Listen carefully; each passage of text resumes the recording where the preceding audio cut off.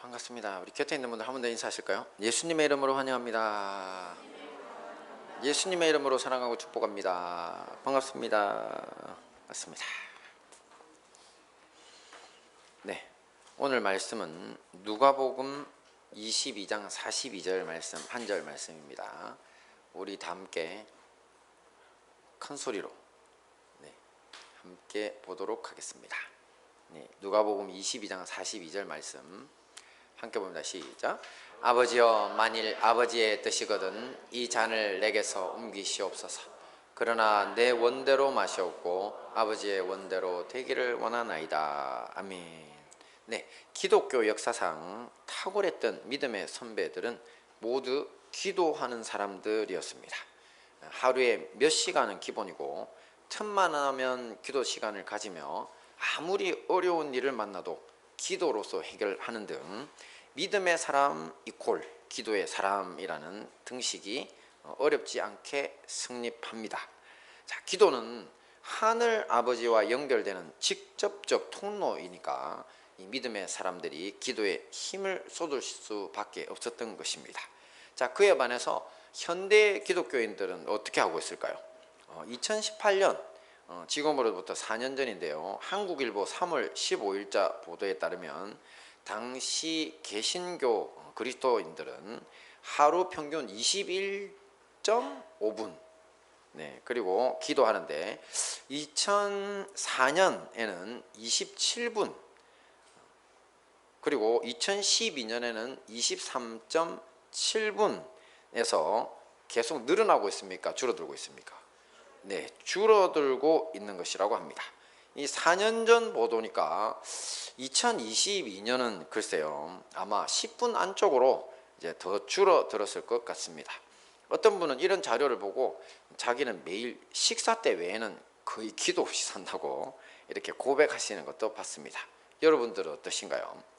그래서 오늘은 우리가 기도를 못하는 이유를 살펴보고 믿음의 선배들처럼 살아있는 기도를 드리며 이 능력 있는 삶을 사는 비법에 대해서 함께 살펴보고 이 은혜를 나누도록 하겠습니다.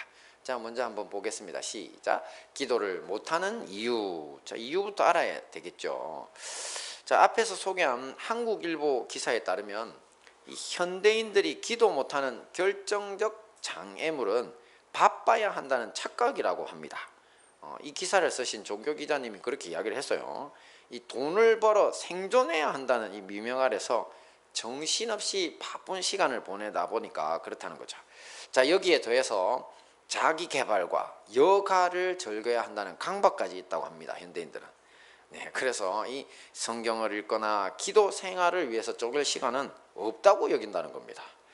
자, 쉽게 말해서 직장 생활하기도 바쁘고 여가 시간 즐기기도 바쁜데 이 기도할 시간이 어딨냐는 거죠. 이 표면적으로만 보면 뭐 타당한 분석이라는 생각이 드는데, 하지만 사실 이것은 이 불신자의 변명이라면 몰라도 이 그리스도인들에게는 말도 아닌 변명입니다. 왜냐하면 우리의 신앙, 우리의 믿음의 시작이라고 할 수 있는 말씀이 바로 사람이 떡으로만 살 것이 아니다, 하나님의 입에서 나오는 말씀으로 살 것이다, 이건데, 아니 자신의 생업을 핑계로 또 자기의 이제 유흥거리를 핑계로 기도를 멀리한다? 자, 그러면서 자신의 먹거리인 하늘 먹거리인 하늘 생명 먹고 사는 그리스도인들이 그거 없이 산다는 건데, 이건 무슨 뜻입니까? 이건 그야말로 그가 거듭난 하늘로부터 태어난 그리스도인이 아니라는 고백입니다. 그냥 교회만 왔다 갔다 다니는 뭐 그런 신도일 수는 있어도 거듭나지 못했다는 증거죠. 아니면 거듭나기는 했는데 너무 영적으로 어리다 보니까 이런 경우 이 하늘 생명을 다 까먹고 앉아 있는 겁니다. 소중한 기도, 하나님과 연결되는 통로가 있어야 된다는 것을 모르고 있으니까요. 자, 그러니 우리가 하늘로부터 다시 태어난 기독교인들이고 또 영적으로도 성숙을 경험하고 있는데 기도만 이상하게 잘 안 된다. 자, 그렇다면 생업보다는 다른 데서 그 기도 못하는 이유를 찾는 것이 맞겠죠. 여러분 혹시 짚히는 데가 있습니까? 여러분의 삶의 땅에서 왜 기도가 이렇게 안 되지? 생각보다 가까운 데 있는데 어디 있을까요? 함께 볼까요? 스마트폰 중독. 네. 2019년 조선일보 기사를 봤더니만요, 성인 남녀 40%가 나는 스마트폰 중독인 것 같다. 그리고 하루 평균 4시간 이상을 사용한답니다. 그리고 2020년도에 와서 FE타임스라고 하는 독립 언론인 것 같은데, 그쪽 기사를 봤더니만 성인이 하루 60%의 성인이 하루에 폰을 160번 이상 이제 확인하는 걸로 이제 잡혔습니다. 자, 지금 보시는 기사 제목처럼 현재 우리가 기도 시간을 갖지 못하는 가장 강력한 적이 누구라고요? 네, 스마트폰 중독입니다. 중독. 네, 주변을 둘러보시면 어린아이부터 성인에 이르기까지 이 스마트폰에 몰입해 있는 모습을 보고 있는데요. 자, 그런 모습을 보고 있으면 왠지 두려움이 좀 느껴집니다. 왜냐하면 이 좀 정신없는 사람들 같지 않아요? 그러면서도 보고 있어요. 그래서 처음 저 그건 일이다 이런 제가 생각했는데, 세상에 이번에 자료를 보면서 제가 신조어를 하나 찾아냈는데, 뭐 스몬비라는 신조어가 있더만요. 예, 스마트폰 플러스 좀비 해가지고 이제 걸어 다니면서도 이게 스마트폰을 보니까 남이 볼 때 저거 좀비 아니야 이렇게 생각되는, 정신 넉넉히 걷는 거죠. 이렇게 들고 스몬비랍니다. 오, 무서워요. 그런 사람들 보고 있으면. 자, 이 마약이나 알코올 같은 약물 중독이 아니니까 괜찮다, 뭐 이렇게 생각할 수 있습니다. 그죠? 하지만 전혀 그렇지 않습니다. 이 스마트폰 중독 역시 뇌를 망쳐서 이성적 기능을 파괴하고 본능적 욕구만 발달시켜서 그 파괴적인 효과는 전혀 약물 중독에 밀리지 않는다고 합니다. 오히려 일상에서 너무 자주 수많은 사람이 빠져 있어서 경각심조차도 이제 더 약해질 수밖에 없죠. 그러니까 중독성이 더 심하고 또 빠져나오기도 더 힘들게 하는 아주 무서운 중독입니다. 뭐가요? 스마트폰 중독. 특히 이 폭발적인 뇌 성장이 일어나는 청소년 시기가 가장 위험하다고 합니다. 참고로 제가 이 3년 전 KBS 시사교육 창이라는 프로그램에서 이 평범한 중학생들을 대상, 이들은 이 중독 정도 아닙니다. 일반 평범한 스마트폰 쓰는 아이들인데, 그 아이들을 스마트폰을 자제하는 실험을 했습니다. 한 중학교 교장 선생님의 이 제안으로 이 시사기획창에서 3년 전에 만들었다 그래요. 그랬더니만 정말 좋은 결과를 얻었다는 거예요. 일반 아이들에게 스마트폰 못 시키게 했더니만 나타난 아주 좋은 효과. 그래서 제가 이 자료가 있나 찾아봤더니만 감사하게도 공짜로 유튜브에 띄워놨습니다. 그래서 제가 그거 찾아서 오늘 우리 단체 카톡방에다가 링크 걸어놨습니다. 그러니까 이제 주일 오후에 오늘 예배 마치고 가시면 저녁 식사 후에 자, 우리 다 같이 모여서 한번 보자 하고 TV에다 연결하셔가지고 그 프로를 꼭 한번 보시기 바랍니다. 자, 이제 다시 스마트폰과 관계의 문제로 돌아와 가지고요. 위에 소개된 기사 중 하나는요, 설문응답자의 32%는요 자기 배우자나 남친, 여친과 함께 보내는 시간보다 스마트폰에 빠져서 보내는 시간이 훨씬 더 많다고 했습니다. 그러니까 누구와 사랑에 빠졌다? 스마트폰과. 배우자, 남친, 여친 뭐 별로 뭐 스마트폰이 더 좋아. 참 놀라운 일이죠. 자, 연합뉴스에서 이제 미국 심리학회지 아동 발달이라는 최근 논문을 게시한 걸 제가 봤더니만요, 거기에는 어떤 내용이냐면 이 부모가 스마트폰 중독이면 어린 자녀에게 어떤 일이 벌어지냐면 사회성 장애, 파괴적, 공격적 행동 등 심각한 문제를 발생시킬 수 있다고 합니다. 왜 그럴까요? 왜냐하면 아이를 상대를 안 해주니까. 맨날 이렇게 좀비처럼 그것만 쳐다보고 있으니까. 그러니까 애들이 분노를 하는 겁니다. 상대를 안 해주니까 어디 말할 데도 없고. 그래서 갑자기 그냥 떼를 쓰고 소리 지르고, 이 학교에서 유치원에서 막 그런 행동들을 보인다는 거죠. 자, 이 사람들과의 관계에서도 이 정도니 이 스마트폰 중독에 빠진 사람이 차분하게 앉아가지고 하늘 문을 열고 아버지 하나님과 이 교통하는 기도의 시간을 가진다는 것이 가능하다, 불가능하다? 불가능해 보이죠. 자, 이걸 어떻게 해결하나.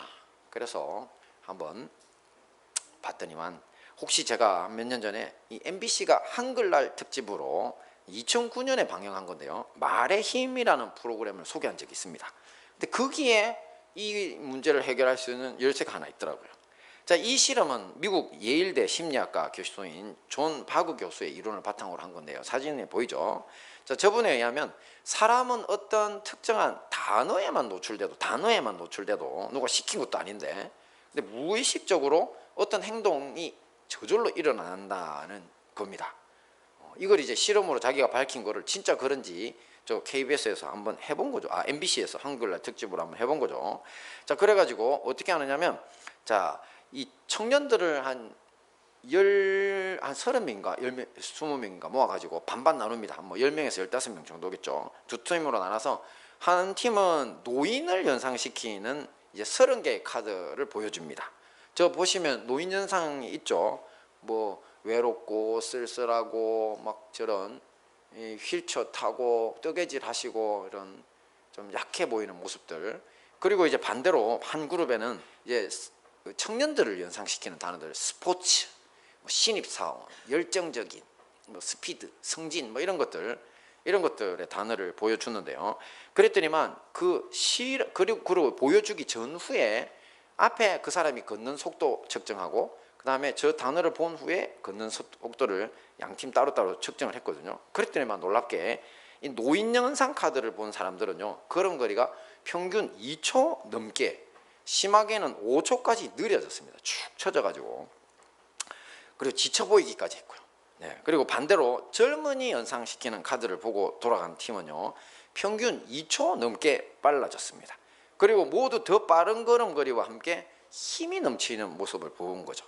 자, 재밌는 것은 실험 참가자들 모두 자신들에게 이런 변화가 일어났다는 사실을 아예 깨닫지 못했다는 겁니다. 자, 이런 것을 무의식적으로 영향받았다고 하는 겁니다. 이렇게 언어는 겨우 단어 카드 몇 개만으로도 사람의 행동에 큰 영향을 미친다는 것을 알 수 있습니다. 그래서 제가 이 실험을 보고 뭐 플랜카드 같은 거 걸어놨잖아요. 저 뭐 때문에 걸어놨지 돈 아깝게 이랬는데 아니었던 것 같아요. 저게 영향을 줍니다.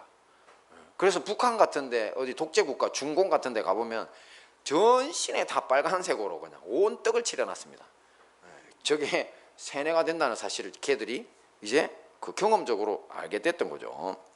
자, 이제 우리가 한번 생각을 해보면, 자, 어떻습니까? 우리가 보는 것에 더욱 조심해야 된다고 하는 생각을 할 수 있죠. 그러니까 우리가 보는 거 그냥 뭐 무의식적으로 보더라도 스마트폰 내에 아니면 뭐 어디 다른 것들을 보더라도 불안, 걱정, 재미, 뭐 쾌락 이런 데 그냥 무작위로 노출되면 들면 다 그런 것들이잖아요. 왜냐하면 여러분 보세요. 이 스마트폰 콘텐츠들은요, 어쨌든지 시선을 많이 끌어야 자기들이 돈을 가져갑니다. 그죠? 그래서 오죽하면 요즘 SNS 쪽에서는 금붕어보다 이제 더 빠른 속도로 이제 넘어가기 때문에 컨텐츠 금붕어 집중력보다. 그래서 계속 SNS 쳐다보고 있으면 집중력이 금붕어만도 못하게 된다는 이야기를 하더라고요. 초가 너무너무 빨리 넘어가니까. 그러니까 자연스럽게 노출되는 것도 나쁘고 자극적이고 이상한 것들에 훨씬 더 많이 노출됩니다. 그렇게 되면 그 행동들이 엄청난 영향을 받게 되죠. 자, 근데 반대로 이런 원리를 우리의 경건생활, 기도에 딱 적용을 해보면 어떻게 자연스럽게 이런 결론에 도달하게 됩니다. 뭡니까? 우리는 뭐에 노출돼야 살아남을 수 있다고요? 하나님의 말씀에 노출돼야 살아남을 수 있습니다. 함께 봅니다. 시작. 이 말씀은 나의 곤란 중에 위로라. 주의 말씀이 나를 살리셨음이니이다. 아멘. 그렇습니다. 하나님의 말씀이 우리를 살립니다. 자, 그러니까 틈만 나면 수시로 말씀에 나를 노출시키려고 노력하셔야 됩니다. 그래야지 이 스마트폰 중독 같은 나쁜 것에서 빠져나올 수 있는 겁니다. 자, 그래서 이 하나님의 말씀이 그런 나쁜 것으로부터 우리를 끄집어낼 뿐만 아니라 자꾸 영적인 갈망을 줍니다. 목이 말라요. 하나님의 말씀에는 우리가 한번 노출되면, 옛날에 어릴 때 성경 말씀을 목사님 전하실 때 그 시편에 주의 말씀이 어찌나 단지 꿀송이 못하도 더 다니이다 이러길래 저는 뭐 그럴까 이렇게 생각했습니다. 갱상도적으로. 왜냐하면 주의 말씀은 읽을수록 뭔 소리인지 하나도 모르겠다 이렇게. 다 또 무너치잖아요, 그죠? 뭐 가라사대 뭐 이렇게 나오고. 어릴 때 그거 압니까? 이게 왜 꿀처럼 달대 이랬는데, 제가 어릴 때 그래도 제일 잘한 게 뭐냐면 중학교 1학년 때부터 대학교 갈 때까지 계속 차에만 앉으면 성경책을 펼치고 읽었어요. 심심하니까. 이상하게 심심하면 다른 짓을 할 것이지 왜 그랬는지 모르겠어요. 통학 시간이 워낙 길어가 기차도 타고 했던 때도 있고 해서 그리고 고등학교 때는 통학 시간이 3시간이었거든요. 공부도 하고 했고 단어도 외우기도 했지만 꼭 말씀을 봤는데, 그게 이제 한 6년 정도 쌓이고 나니까 대학교 가서 이제 말씀이 폭발적으로 터지니까 정말 답니다. 정말 밤새 읽어도, 잠 안 자고 읽어도요, 머리가 진짜 맑고요, 그냥 발걸음이 하늘을 날아갈 듯해요. 그러니까 이게 성령 충만이 임하는 통로가 된 거죠. 그래서 말씀에 어쨌든지 자꾸 나를 노출시키는 거 놀라운 영적 경험의 열쇠입니다, 여러분. 자, 그런데 이제 몇 년 전에 우리 교회에서 지금 후원하고 있는 이 필리핀 민다나오 김영진 선교사님이 잠시 왔었거든요, 수요일 때. 그때 그분이 이런 간증을 한번 하셨어요. 기억이 나실지 모르는데, 자기가 영어로 막 사람들을 많이 가르치고 그런 사역들을 하거든요. 영어를 잘하세요, 김영진 선교사님이. 그런데 이제 필리핀 사람들을 하루는 모아놓고 그냥 이 설교도 한 분 한마디 안 하고, 그 다음 성경을 일일이 가르치지도 않고 그냥 오늘따라 그냥 힘들었나 봐요. 자, 우리 말씀만 읽고 기도하고 끝냅시다 이렇게 하고, 말씀만 쭉 그냥 보이는 대로 몇 장을 한번 읽었대요. 그리고 모인 사람들 다들 불신자들이 많은데, 그러고 이제 기도를, 이 말씀에 혹시 여러분 뭐 마음속에 기도할 거 있으면 우리 기도합시다 이랬는데, 갑자기 이 모인 이 필리핀 성도들과 이제 불신자들이 막 기도를 막 불같이 뜨겁게 하면서 막 대성통곡을 하고 울면서 자기 죄를 고백하고 뭐 그런 역사가 일어나더라는 거죠. 그래서 깜짝 놀랐다는 겁니다. 자, 왜 그랬을까요? 바로 하나님의 성령은 말씀을 통해서 가장 직접적으로 역사하십니다. 기억나시죠? 요한복음에 예수님이 너희 보혜사가 오시면 바로 내가 너희들에게 전한 그 말씀이 생각나게 하실 것이고, 그리고 그 말씀을 통해서 모든 진리 가운데로 너희를 인도하실 거라 그랬어요. 그래서 말씀만이 답이라는 이유가 바로 그겁니다. 이 말씀을 통해서 회개하고 하늘 문이 열린 거죠. 우리는 어떻게 해야 합니까? 우리도 말씀을 가까이 해야만 합니다. 그래야지 이 무의식적으로 우리를 죄짓고 넘어지게 하는 것들로부터 우리가 빠져나올 수 있기 때문입니다. 할렐루야. 자, 이제 결론에 들어가겠습니다. 같이 봅니다. 시작. 살아있는 기도를 드리는 방법. 네, 부제는 사명에 깨어 있어야 한다는 건데요. 자, 이렇게 스마트폰 뭐 중독이든 무슨 중독이든 벗어나시려면 뭐 내가 이 말씀이 재밌든 재미없든 무작위로 노출시켜라. 그게 일단 방법은 알려드렸는데, 좀 더 구체적으로 이제 살아있는 기도를 드리는 방법을 보려면 성경을 읽다 보면 제일 기도 많이 하는 사람 누굴까요? 예수님입니다. 예수님 제일 기도 많이 하셨어요. 보면 저기 한적한 곳에 가서 기도하시더라. 또 밤새 기도하시더라. 뭐 시간만 나면 하여튼 기도하러 가시는 장면이 자꾸 나와요. 그래서 어떤 목사님이 자기가 일생에 새벽 기도가 너무 힘들었는데 도대체 한국에 새벽 기도를 만든 범인이 누군지 자기가 생각하고 있는데, 말씀 묵상하다 보니까 예수님이 맨날 새벽에 기도하시대. 그래, 범인이 예수님이었구나. 그래서 자기가 그냥 항복했대요. 근데 우리 교회는 뭐 새벽 기도보다는 요즘 제가 우리 사회 문화가 바뀌다 보니까 저녁 기도로 대체죠, 그죠? 저녁 기도가 사실은 그분들은 옛날에 농사를 많이 하셨고 예수님 시대에 새벽 기도 좋고, 또 저도 새벽 기도 합니다. 좋습니다. 새벽 기도 하시는데 모여서 하는 새벽 기도는 사실은 지금 현대에는 조금 맞지는 않는 것 같아요. 오히려 저녁에 모이는 것이 훨씬 더 우리의 경건 생활에도 더 좋아서 우리는 방향을 그렇게 잡았죠. 뭐 어쨌든지 예수님이 제일 기도 많이 해요. 저녁에도 기도하시고 철야도 하시고 새벽도 하시고. 자, 그런데 왜 그렇게 기도를 많이 하셨냐면, 귀신 쫓아내고 사역 기간 내내 또 병든 자 고치고 오병이요, 뭐 이 땅에서 일어나 보지도 않은 그런 기적들을, 거기에다가 죽은 사람까지 막 살리시니까 이런 복음 전파를 위해서 이런 기적들, 이런 은혜들이 하늘로부터 계속 쏟아져야 되니까 그 통로가 원래 기도거든요. 그러니까 기도의 양이 많이 필요하셨던 겁니다. 자, 그런데 이런 예수님의 기도의 모습과 정반대되는 사람들이 또 보입니다. 바로 누구냐면 예수님을 따르던 제자들입니다. 자, 그들은 예수님께 권능을 아예 그냥 받았어요. 예수님이 야, 내가 가진 권능을 나눠줄게. 요즘 영어로는 임파티션이라는 표현을 쓰더라고요. 자기가 가진 권능을 아예 나눠줘 버릴 수 있어요. 가능해요. 제가 옛날에 소개했는지 모르겠는데 초교회 목사님이 저보고 그 이야기를 하시더라고요. 저기 뭐 대천덕 신부님인가 그 있는 그쪽에 워낙 성령의 은사를 강조하는 분들이 많아서 그분들은 이제 한번 와서 집회를 하면요, 그런 것도 보여준대요. 아무나 성령의 은사가 없는, 특히 방언할 줄 모르는 분들 있으면 나오시라고. 그래가지고 나오면요, 그분들한테 머리에 손을 얹고 임파티션을 해줍니다. 기도를 해주면 기도해주는 그 자리에서 자기가 방언을 하고, 그리고 돌아다니면서 손 들고 방언 받고 싶은 사람 손 들으라고 해서 당신들 이번에 가서 그 머리에 손을 얹고 기도하세요 이렇게 해준답니다. 그럼 가가지고 머리에 손을 탁 얹자마자 바로 그냥 나나나따따따 하면서 방언이 따뜻해요.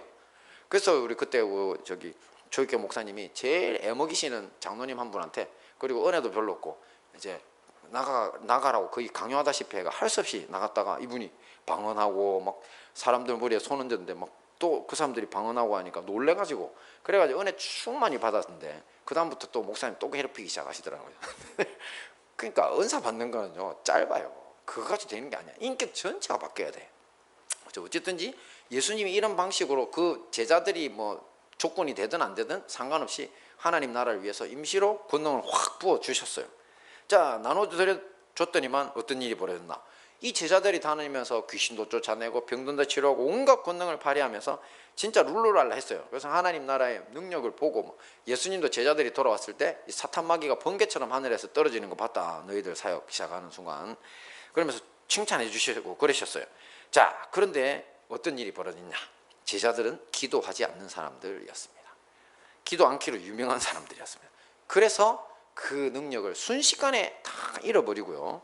그리고 제자들이 이제 우리 유명한 이야기 중에 간질병 귀신 들려서 물과 불에 막 넘어지는 아이가 있었어요. 귀신이 아이를 죽이려고 하니까. 근데 그 아이를 좀 구해달라고 데려왔는데 구해주지 못하고 그 제자들 다 달라붙었는데, 옛날에 그 권능이 있을 때는 수많은 귀신들을 쫓아내는 한 사람이 해내던 일들을 아무도 못하고 그냥 쩔쩔매고 있을 때 예수님이 나타나셔서 이제 혼내셨죠. 어떻게 너희들 이것밖에 안 되냐. 그 조용히 계실 때 제자들이 와가지고 우리가 왜 권능이나 이런 걸 다 잃어버렸냐고 물어보니까 예수님 저렇게 대답하신 거예요. 기도 외에는 이런 유가 나갈 수 없느니라. 근데 다른 번역 성경엔 기도에 플러스 하나 더 있어요. 뭐가 있다 그랬죠? 기도와 금식 외에는. 금식이 그래서 중요한 겁니다. 우리가 불경건하고 우리가 이상해지면 그때 어떻게 해야 돼요? 굶어야 돼요. 그게 최고입니다. 왜냐하면 육체는 이제 많이 먹고 배부르고 편안하면요 이상하게 죄를 생각하는 경향이 있어요. 또 그리고 주님 앞에 큰 소망이 있고 나라를 위해 기도할 때는 또 주님이 금식을 또 시키십니다. 네 혼자 힘으로 안 되니까. 그러면 금식. 그래서 금식은 그리스도인들에게는 혈과 육은 무력화되지만 영으로는 더 충만해지는 힘이 있어요.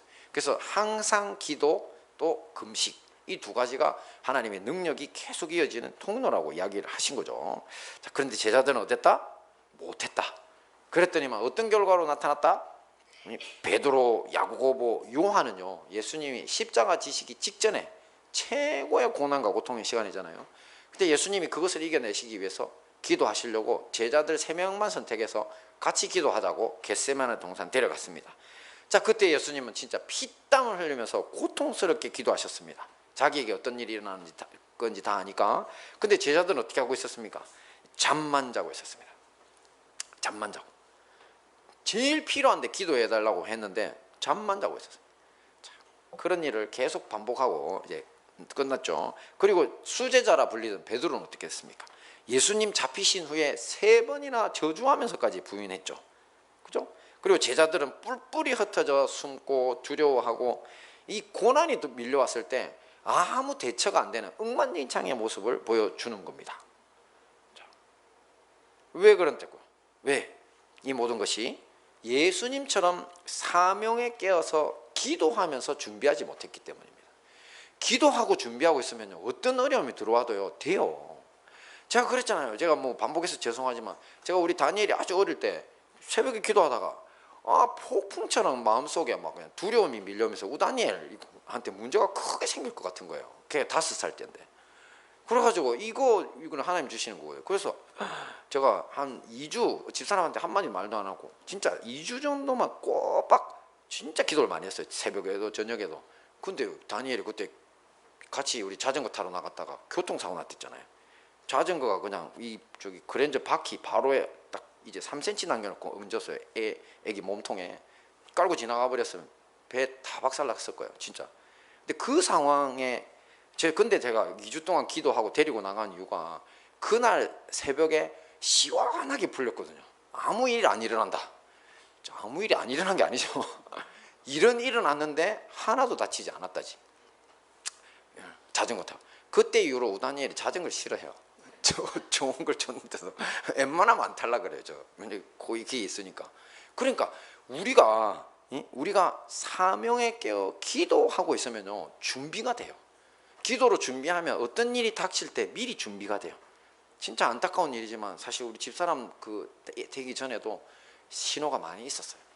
근데 그때는 제가 둔해서, 집사람도 둔하고 몇 번의 신호가 왔는데도 무시했어요.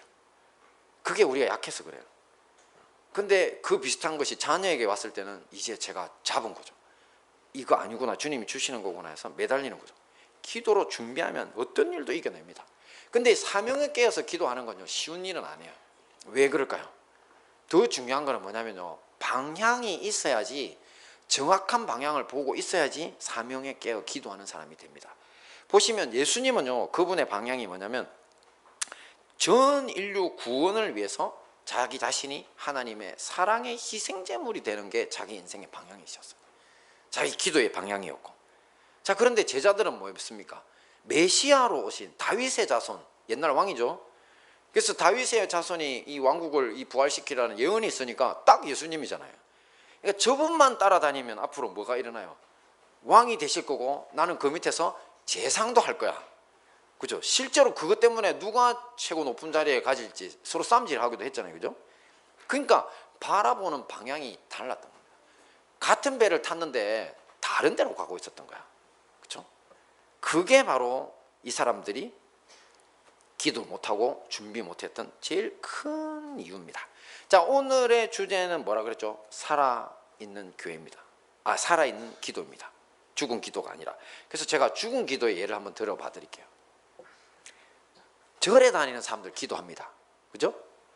우리보다 더 기도 많이 하더만. 나는 40일 하는데 저 사람들 100일 하대. 오, 기도 많이 해요. 그죠? 거기다가 무당들도 기도합니다. 야, 저도 철학 가끔씩 하거든요. 근데 무당들은 수시로 그냥 막, 특히 용한 무당들, 진짜 무당들 있잖아요. 귀신 제대로 받은 무당들. 그 무당들이 더 기도를 많이 하는데 이 명산, 설악산, 지리산, 계룡산, 온갖 명산 절경을 찾아서 돌아다니고요.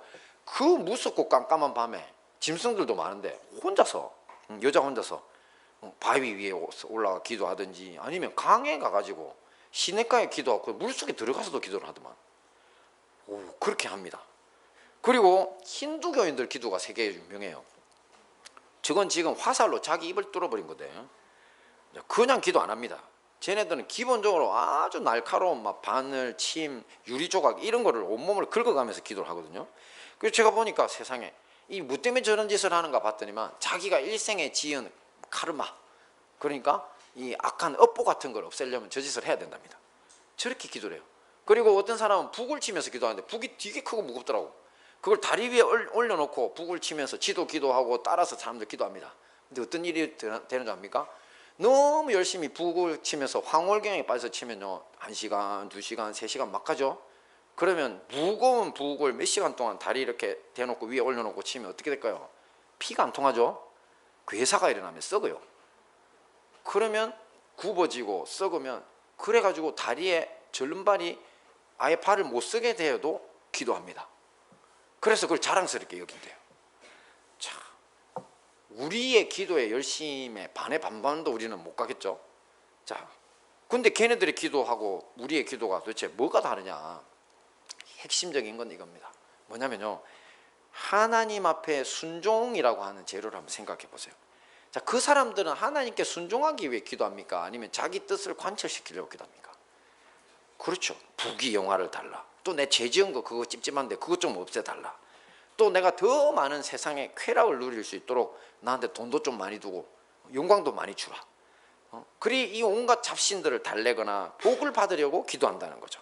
그러니 바로 자기 육체만을 위한 기도, 죽은 기도입니다. 죽은 기도. 자, 하지만 우리는 어떤 기도를 드린다고요? 예수님처럼 하나님께서 우리에게 맡겨주신 사명을 감당하기 위해 기도하는 겁니다. 그러니 하기 싫고 힘들어도 그 기도하는 겁니다. 나 하기 싫고 힘든데 하나님 제가 순종하고 싶으니까 저한테 힘을 주세요. 이게 바로 기도라는 겁니다. 함께 봅니다. 시작.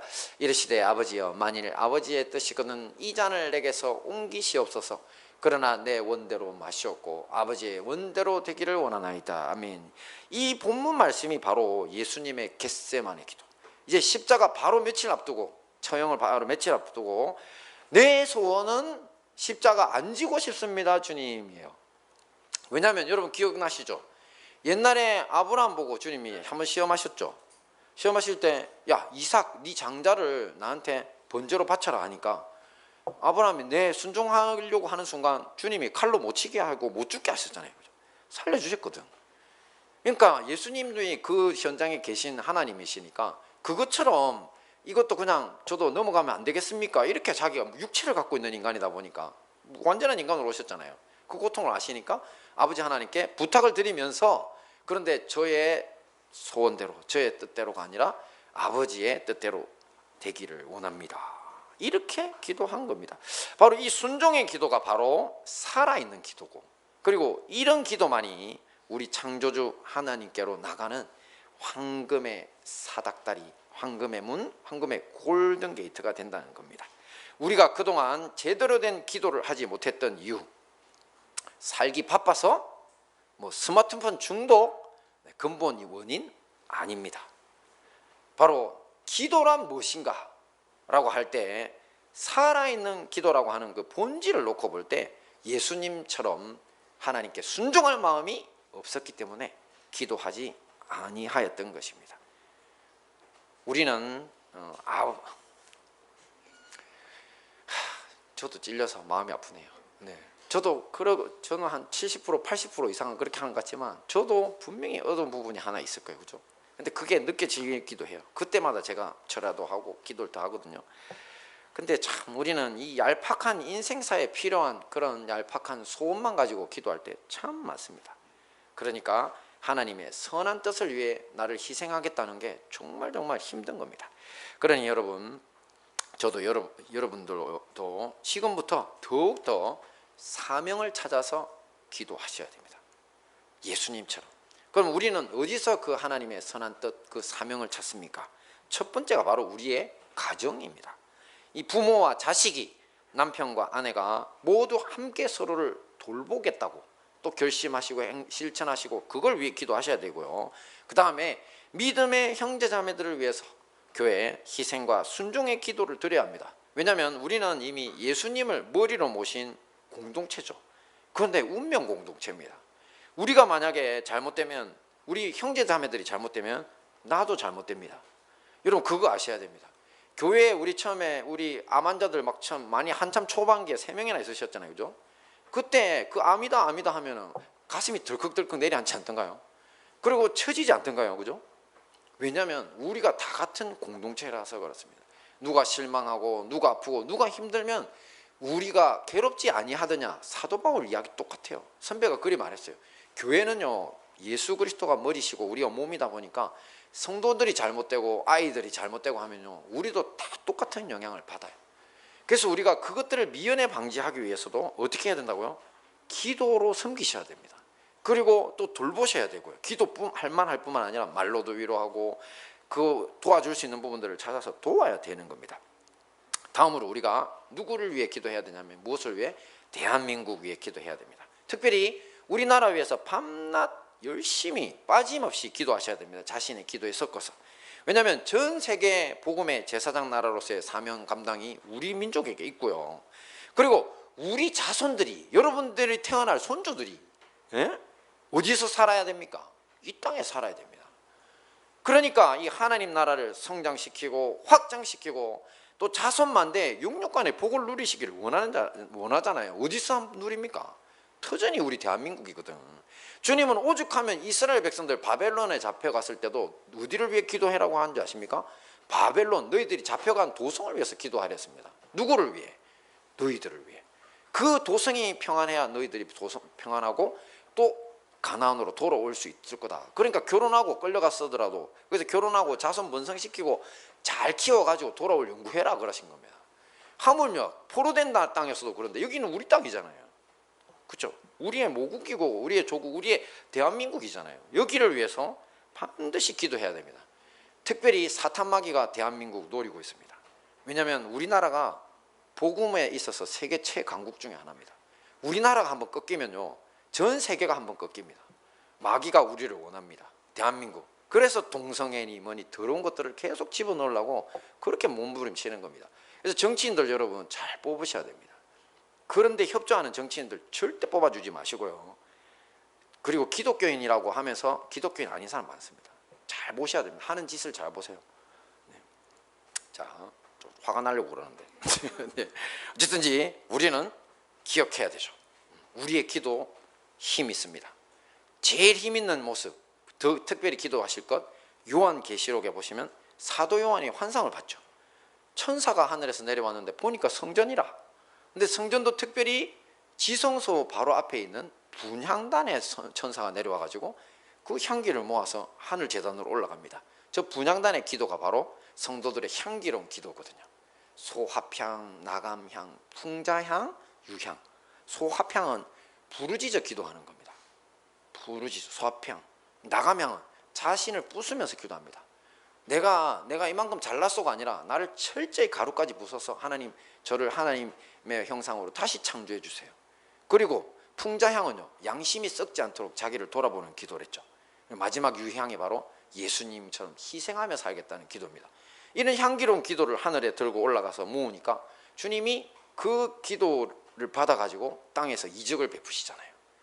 그래서 우리가 드리는 기도, 우리가 우리나라를 위해, 우리의 교회와 우리의 가정을 위해 드리는 기도는요, 항상 하늘 전으로 천사를 통해 향기가 되어서 배달됩니다. 주님은 그 받은 그 기도를 가지고 어떻게 한다고요? 땅에 기적을 베푸시는 재료로 사용하는 겁니다. 할렐루야. 그러므로 우리 모두 기도에 더욱 힘을 써야 될 것입니다. 자, 말씀 정리하겠습니다. 현대인들이 기도 못한다고 하는 중요한 두 가지 이유 뭐였죠? 뭐 바쁜 생활, 스마트폰 중독. 저는 이게 뭐라 그랬죠? 핑계라 그랬죠. 네. 그리고 우리 살아있는 기도를 드리는 비법이 뭡니까? 그렇습니다. 사명에 깨어 있어야 된다. 예수님처럼 우리 가정과 믿음의 형제자매들, 대한민국 위해 희생과 순종의 기도 드리자고 했습니다.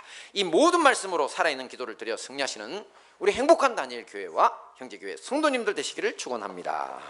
아멘.